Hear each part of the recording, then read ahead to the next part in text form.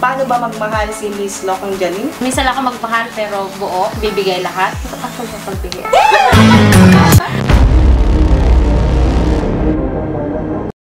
Hello guys! Good afternoon! Narito tayo ngayon sa Monkey Home Business Store, Chicmon Branch.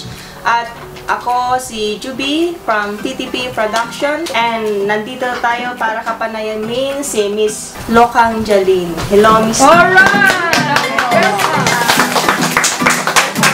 Sa TTP on the go.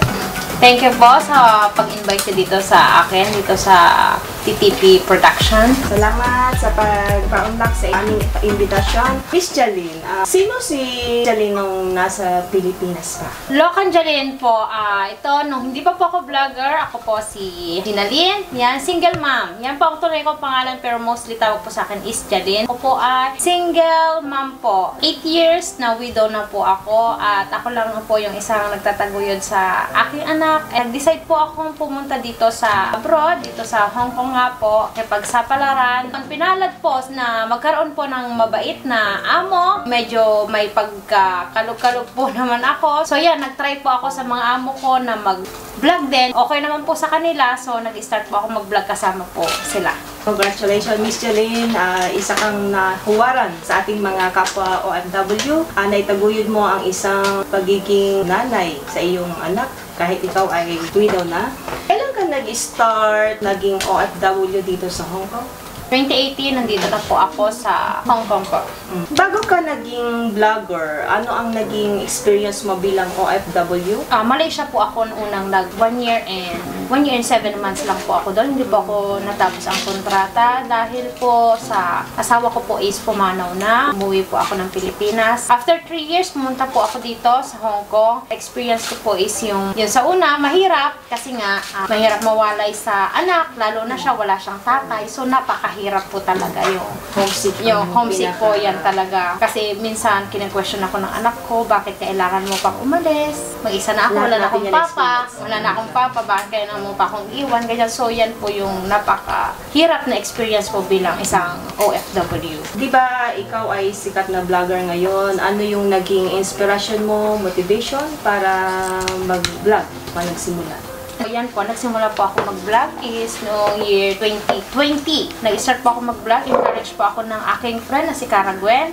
Yan, siya unang nag-vlog, so start kami on YouTube. Yan, kasi sabi niya nakikita niya yung mga alaga ko na may potential siya. Tinanong ko kay amo ko, ma'am, pwede po bang mag-vlog kami ng alaga ko? Gawa kami ng channel namin, which is sabi ng amo ko, okay naman po. Napaka-happy ko po at that time na pumayag ni amo ko na maggawa po kami na. Pero nung una po is yung gusto ko lang po siyang sabi ko kahit na walang earnings, ganyan, yung makilala ka lang po. Kasi nga, ang dami ko kasi napapanood ng mga sikat na mga vloggers na ganyan. Ako, napapanood ko hanggang sa nanonood lang po ako at sinasabi ko na sana ganyan din. Ako din ako kahit na yung makilala ka lang, yung naglalakad ka dyan, may mag-hi sa'yo, ay, lokan yung mga ganyan po. Yun parang isa rin yung way para maibsan ang yung pagka-homesick sa iyong anak. Yes po. Dahil ikaw ay sikat ng vlogger ngayon, ano yung mga experience mo, bad or good ones, lalo na yung sa mga bashers? Marami po talaga mga nangyari na mga since nung nag-start po akong mag-vlog yan, yung pagkilala ka na po pala talaga, meron po talaga yung hindi lang yung always kang tatanggap ng mga positive. Meron at meron din po pala yung negative na darating na yan. Hindi lahat ng comments is maganda tungkol sa'yo. So, paano mo hinahandle lahat ng mga negative na pangbabash? Yun, na-issue nga po ako dati, yan, yung napakahirap po talaga yung parang gumawa ka ng marami, gumawa ka ng 10 kabutihan. Sa isang kamali mo, limot na lahat ng mga tao yung mga nagawa mong kabutihan. Kumakapit na lang po ako sa mga pamilya ko at sa mga tunay na kaibigan. Kasi yan po, sa social media, sabi nila, dapat may lakas ka ng loob, pinasok mo yan. So dapat, lakasan mo lang yung loob mo. Kasi nga, lilipas din yan. Ikaw nga nandyan ka pa lang, hindi ka pa as in na sikat.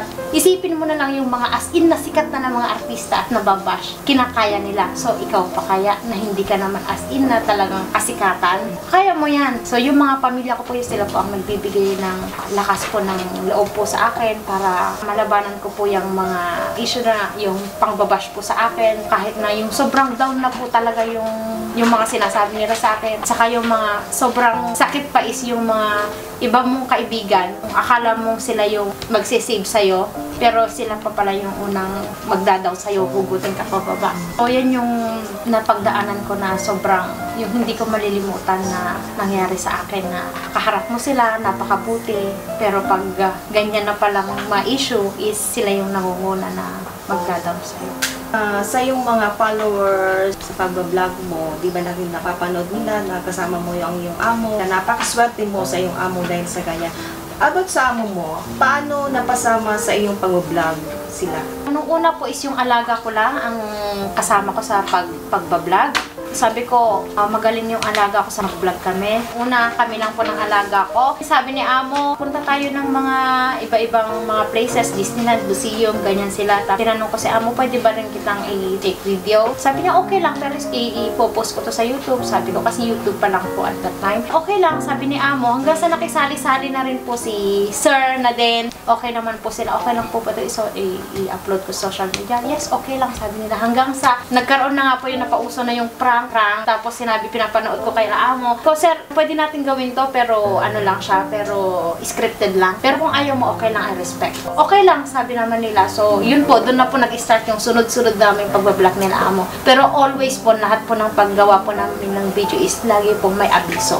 Kino-confirm ko po muna kung yung kahit na po parang confident ka na okay naman sa kanila, pero always po meron po akong abiso sa kanila, pwede po ba natin gawin ito? Kung hindi, talagang wala. Kasi minsan po, pag tinatanong ko din sila, meron din yung nire-reject din nila. Ay, hindi pwede. Okay po. Anong mga lesson ng mga natutunan mo sa mga pinagdaanan mo sa ngayon?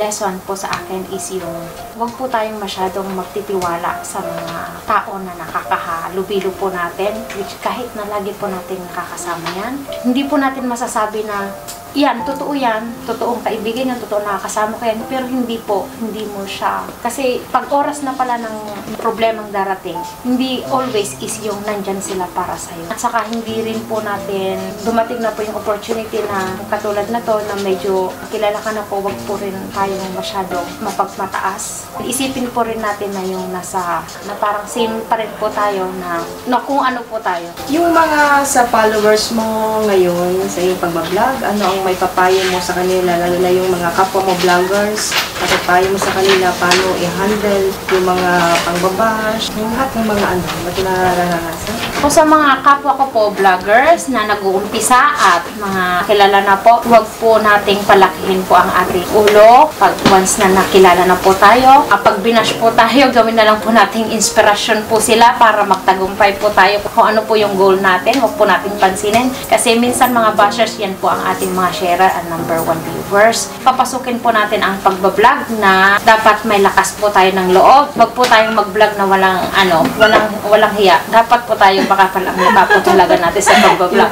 Kasi kung hindi ka po makakapalan yung mukha mo, hindi ka po makikilala. Tuloy-tuloy lang po ang pag-upload po natin at paggawa po ng magandang content at mag-focus lang po tayo sa magandang content kung ano po ang merong talent tayo. Yun, dun po tayo mag-focus. That's Miss Locangelis. Congratulations sa iyong mga pag-vlog at magkilala ka ng ating mga ka-OFW at maraming salamat din at naging inspirasyon ka din nila. Bakit ka napunta ng Hong Kong? Ano yung main reason? Naisipan ko pong mag-abroad po. Dati po is galing po ako ng Malaysia po. 1 year and 7 months ko lang po doon. Nag-stay po ako ng Philippines for 3 years po bago po ako nag-apply dito. Wala na nga po yung asawa ko. Ako lang po ang bumubuhay doon sa anak ko. Naisipan ko pong mag-abroad. Maibigay ko po yung pangailangan niya. So, as a single parents po, napakahirap po. Magtatanong kung mga kailangan niyang bilhin, hindi mo maibigay. Decide po ako na sa Hong Kong. Ano yung naging rason bakit nawala yung husband? Nung nandun po ako sa Malaysia, yung asawa ko po is na-disgrasya siya. Motor accident, night time. Bumiyahe po kasi siya. Pupunta po siya sa bahay ng parents ko. Bali, nakamotor po siya. Sa daanan po kasi namin is meron pong mga bukid. Meron po dito yung baka. Tapos tumawid po siya doon. Bali, may tali po siya dito. Hindi niya po nakita yung tali. Diniretso niya po. Na-disgrasya po. Ano yung spinal cord niya and then yung ulo niya. So, doon po yung talagang pinaka-cause ng wala niya. At that time, yung tumawag yung biyanan ko nung nandun ako sa Malaysia. Ang gamit ko pa lang nun is yung bikipad kasi hindi ako pinapagamit ng amo ko na. 3210? Yung mga... O, 5410? Oo, yung mga ganyan. Wala bikipad pa lang at that time. Yung ayaw niya akong paggamitin ng camera kasi na bawal daw. So, yan yung at that time na tumawag yung biyanan ko sa, kamusta ka na dyan? Okay lang naman. Kumusta yung asawa ko, yung anak ko? Sabi niya ng biyanan ko, may kasama ka ba dyan? Wala. Mamaya, tatawag na lang ulit ako pag may kasama ka na kasi takot po sila na alone po ako. Kinakabahan na ako at that time. Kamusta yung asawa ko? Sabi ng biran ko. Wala na, sabi niya. Wala na. Anong wala na? Yun, nung nangyari na yun, hagulhol na ako na iyak ko. Sabi niya, wala na. Yung na aksidente o time na yun, umuwi na rin po ako ng Pilipinas kaya hindi ko po natapos yung kontrata. Paano ka nagpaalam sa amo ba ng time? Paano hinandle yung sitwasyon? Before po na yan, na nagpaalam ako amo ko kasi sobrang na yung iyak ko doon. Halos yung tutok yung ulo ko dun sa washing machine. Lahat talaga halos magsigaw-sigaw na kasi hindi ko na kaya. Sabi ko wala na. Nung dumating amo ko, nagpaalam talaga ako na uwi na ako. Pero before that, mga 9 days pa lang po bago ako nakauwi ng Pilipinas. So, 2 days ko lang nabantayan yung asawa ko sa Bohol.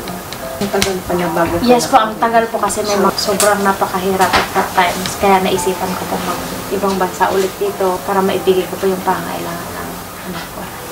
Can we do fast talk? Nakabahan ka na.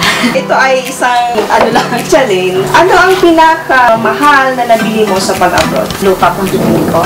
Sexy part ng katawan ni Miss Lokang Jalil? May puwet.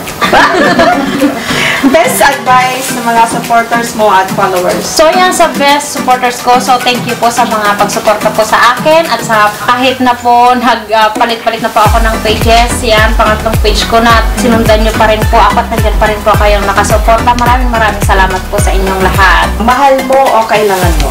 Mahal po. Hashtag ng buhay mo. Wala akong maisip na hashtag ng buhay ko. Gusto ko lang masaya. Define family. And family is my inspiration. Okay, define lang. Darating at darating din yan. Sa tamang panahon. Lights on or lights off? Lights on. Happiness or chocolate? Happiness. Best time for happiness? Night time. Ay! Paano ka magmahal? Madalang lang ako magmahal. Minsan lang ako magmahal pero buo at bibigay lahat. Actually, pagbigay ako. Okay. Last word sa inyong mga fans and followers. Po sa lahat po ng sumusuporta sa akin, maraming salamat po at yan, salamat po sa patuloy na pagsuporta at panonood at please lang po yan, tuloy nyo lang po yung pagsuporta sa akin at more good vibes lang po tayo ngayon. So, hindi po kagaya ng dati na ayan, mas maganda po yung puros good vibes na lang tayo para masaya po. So, ayan, maraming salamat po sa inyong lahat and TTP Production. Maraming salamat. Maraming salamat, Miss Lokang Jalil, sa pagpa-unlock sa aming invitation. Maraming salamat, TTP Production. Ayan, maraming salamat po.